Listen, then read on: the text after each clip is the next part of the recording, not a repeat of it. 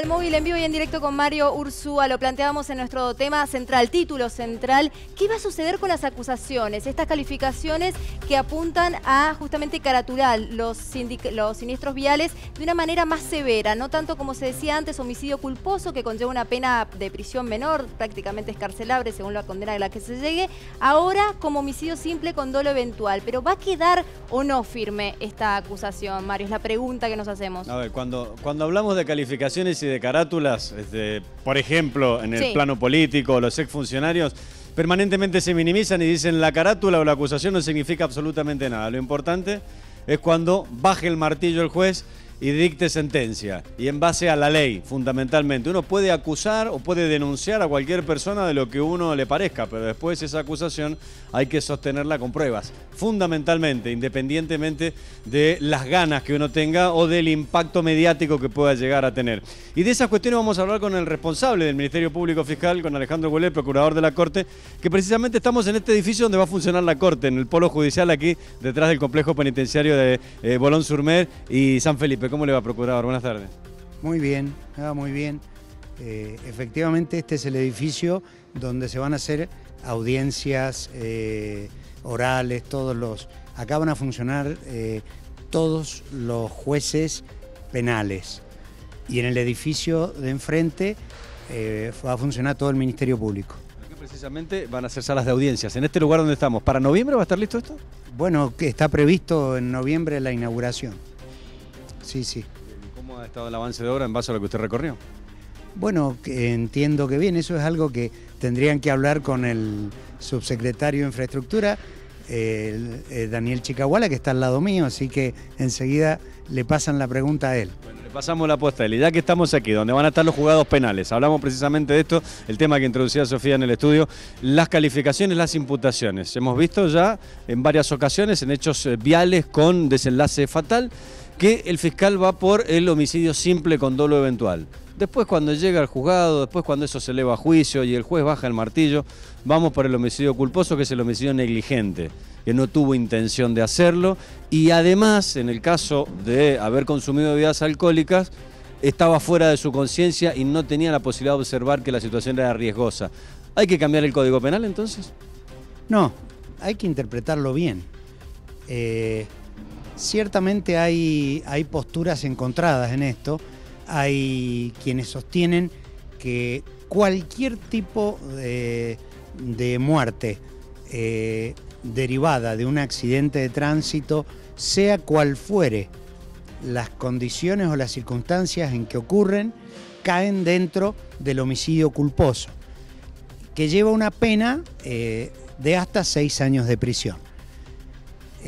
Pero hay otra postura en la cual nos enrolamos, en los cuales sostenemos que cuando se obró pudiendo prever las consecuencias del accionar personal del individuo y que actúa con indiferencia, es decir, continúa con su conducta de manera indiferente y ocasiona la muerte de un sujeto, le cabe perfectamente la figura del homicidio doloso con dolo eventual, que conlleva una pena de 8 a 25 años. Ahora, si usted me pregunta si es inmodificable en todos los casos en que una persona conduzca alcoholizada y ocasiona una muerte, necesariamente va a salir condenado por homicidio simple, es decir, con dolo eventual, le digo, ya no.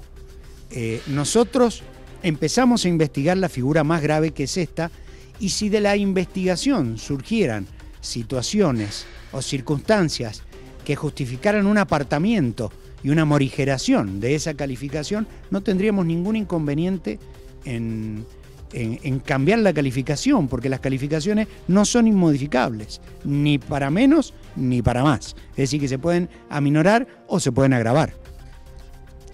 En el hipotético caso de una elevación a juicio, lo hemos visto en otro tipo de hechos, quizá usted me puede llegar a hacer la salvedad si es que tienen relación unos con el otro. Cuando se lleva a una persona a juicio por un hecho en particular o por una calificación en particular y no se cuenta con los elementos suficientes en el debate, se lo absuelve por falta de pruebas. Pero no se lo puede juzgar en ese mismo proceso por otro delito, aunque sea menor o esté incluido dentro del mismo hecho. Digo, corremos el riesgo, al ir por la pena mayor, de una absolución. Depende si estamos hablando de un hecho nuevo o no. Podríamos ir perfectamente por un homicidio doloso y terminar condenando por un homicidio culposo si de resultas del juicio oral cambian las situaciones fácticas o probatorias que el Ministerio Público tuvo en cuenta al momento de elevar la causa. Ahora, por ahí la gente dice, ¿cómo puede ser? Se elevan muchas causas a juicio y hay muchas absoluciones también. Claro, ciertamente, porque hay que tener en claro, por ahí la gente no conoce, que el proceso penal se estructura sobre la base de distintos niveles de convicción y que para imputar a una persona basta la mera sospecha. Para dictar la prisión preventiva es suficiente la probabilidad de que sea el autor. Y tratamos, para elevar a juicio, de subir un poquito el estándar probatorio y ver si asoma o se visualiza un pronóstico de condena. Entonces, en esos casos elevamos a juicio. Pero ¿qué pasa? Para dictar sentencia condenatoria se requiere certeza absoluta. Es decir, que el juez debe, no puede, debe absolver cuando no se logró acreditar el hecho y la autoría responsable con certeza absoluta. De manera tal que es totalmente explicable y razonable que las causas a veces lleguen a juicio y terminen en absolución. Nosotros hacemos lo imposible para que no sea así, pero si de hecho no se consigue más prueba o no surge del debate, no logramos acreditar la certeza, con certeza absoluta, estos extremos, necesariamente tiene que terminar, tiene que terminar absuelta la persona. Son las garantías que existen dentro de un proceso legal y dentro de un sistema democrático. Ahora, para abonar esta teoría que usted planteaba, aquellos que consideran que es un homicidio culposo, un homicidio simple con dolo eventual, estas dos escuelas que van de modo paralelo, para zanjar la diferencia con una modificación de la ley, ¿alcanza que en la legislatura se trabaje o en el Congreso de la Nación, dependiendo si es el Código Penal lo que hay que cambiar más allá de la ley de tránsito? Hay que modificar el Código Penal, pero le anticipo que no se va a modificar en ese sentido cuando vino la comisión redactora del nuevo Código Penal que está en tratamiento en estos momentos en el Congreso de la Nación. Yo a la comisión les manifesté mi preocupación porque me parecían penas bajas las del homicidio culposo en determinadas circunstancias y le planteé concretamente, en ese momento estábamos en medio del proceso por las muertes del ómnibus de Turbus. Bien. Y los redactores dijeron que sí, pero que habían problemas, traía problemas la modificación, pero que ellos entendían, así lo dijeron claramente, ellos se enrolaban en la postura que yo les manifesté, que es la del Ministerio Público.